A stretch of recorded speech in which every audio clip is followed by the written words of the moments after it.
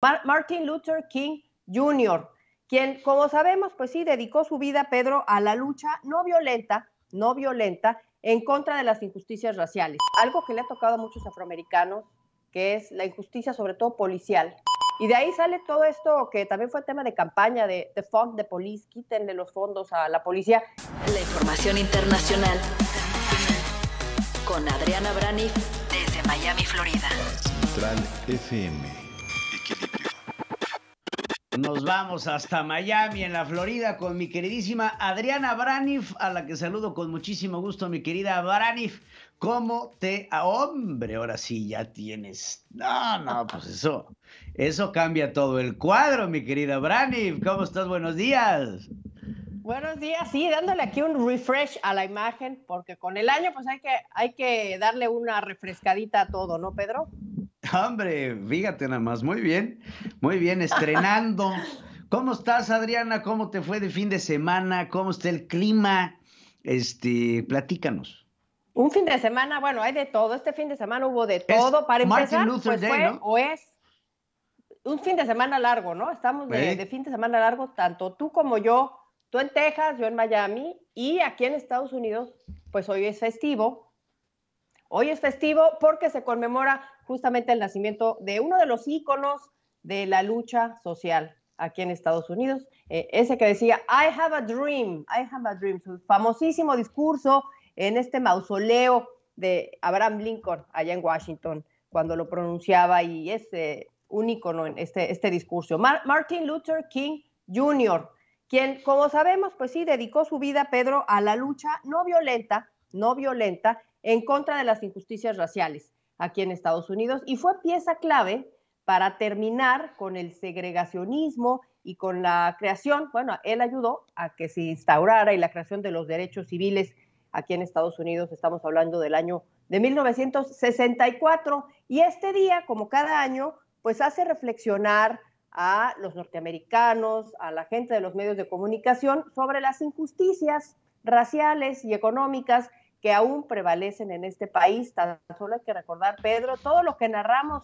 aquí en estos micrófonos, tú y yo, por meses, con respecto a la violencia policial que se sufre en contra del sector afroamericano, y sí, que culmina con esta historia que tanto platicamos, Pedro. Te acordarás de George Floyd, afroamericano que muere a manos de, bueno, más bien a rodilla de un policía norteamericano.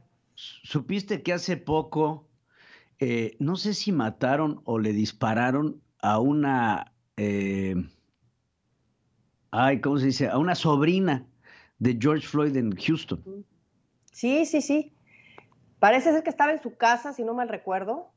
Estaba en su casa y sí, le llegó una bala perdida.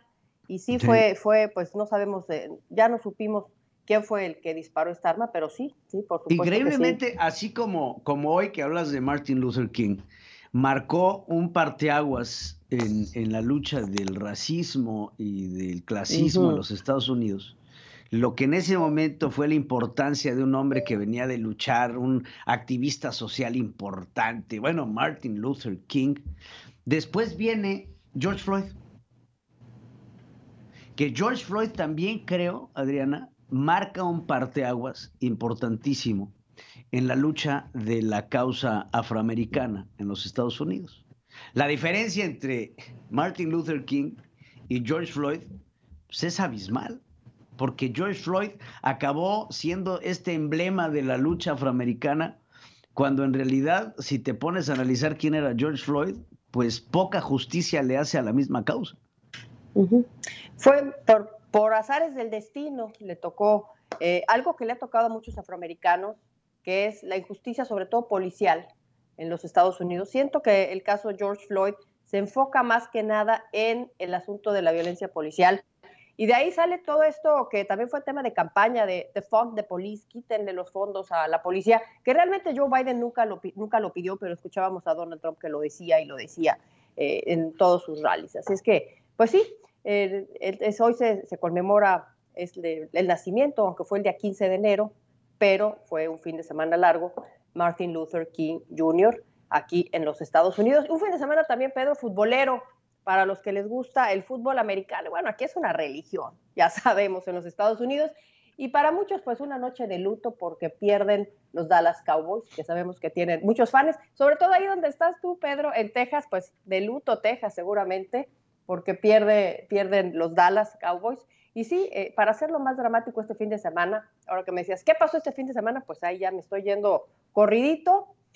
También fue un fin de semana de regreso de los rallies, a los rallies más bien de Donald Trump. Y sí, muchos no quieren ya oír hablar de Donald Trump. Dice, ya Donald Trump no es noticia como lo era, me acuerdo, eran los rallies, eran cubiertos por todos los medios, por lo que iba a decir ahí, que a muchos ya les hacía levantar la ceja, pero quise traer a cuento este evento del sábado en Arizona, el rally de Donald Trump, el primero desde hace muchos meses, por cierto, porque habló de alguien que muchos tampoco quieren oír hablar de otra persona, pero mira, te lo pongo para que lo escuches. Donald Trump el sábado. Mexico, and I have a lot of respect for the president of Mexico. Yes, he may be a socialist, but I like him. Ya lo dijo. Sí, no. El presidente de México podría ser un socialista, but I like him. O sea, lo quiere, ¿no? Lo quiere. Qué cosa. Oye, cállate lo de la sinagoga en Texas. Sí, tomaron ahí a rehenes en la sinagoga y bueno, fueron 11 horas de terror ahí en Texas para acabar de ponerse dramático este fin de semana. Parece ser británico que toma de rehenes ahí a muchos en esta sinagoga y fueron 11 horas de negociaciones con esta persona, muy dramático. Finalmente se ven las imágenes de cuando lo liberan a los rehenes. Afortunadamente no hubo ninguna cosa que lamentar, pero sí fue un tema importante este fin de semana, tienes toda la razón, Pedro. ¿Cómo no? Eso y los misiles lanzados por Corea del Norte, que lanza unos misiles que lo da a conocer Corea del Sur como parte de este esfuerzo norcoreano por nuclearización, pero también como una represalia en torno a los Estados Unidos, ¿no?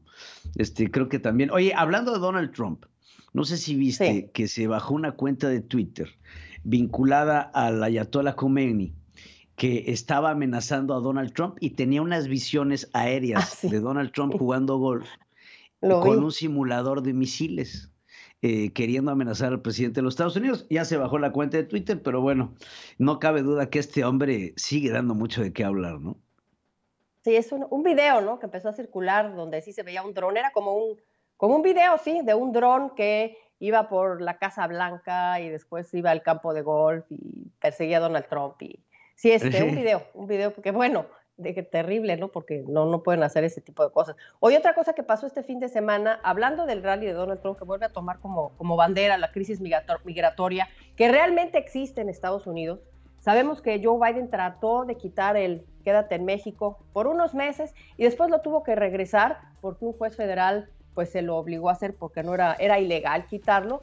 Y entonces, pues sí, con este problema, Joe Biden, este fin de semana, este sábado, pues hay que decir que cientos de migrantes hondureños y nicaragüenses salieron en lo que es ya la primera caravana de este año masiva que va a recorrer todo nuestro territorio hasta los Estados Unidos.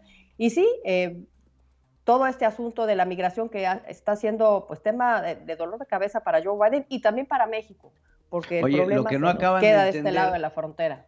Lo que no acaban de entender es, o lo que Chance y yo no acabo de entender, es por qué un juez federal de los Estados Unidos decide reinstaurar el programa de Quédate en México, usando a México como traspatio y violando los principios de soberanía nacional, tomando decisiones sobre las políticas mexicanas en torno a migración, porque tú me mandas los migrantes a México y México tiene un gasto, México tiene una operacionalidad, México tiene demasiadas repercusiones con esta decisión del Quédate en México, que al parecer Joe Biden y este juez federal pues deciden sobre la soberanía de los mexicanos. Ahí es en donde está mal el programa Quédate en México, porque no importa lo que ellos hagan en términos de migración, pero si repercute en la operación y vida diaria de otro país, están violando términos de soberanía nacional. Y eso es lo importante. Mi querida Adriana, se nos va el tiempo, pero ya se nos fue. Como siempre, te doy las gracias y gracias por estar con nosotros aquí en Central FM. Central FM. Equilibrio.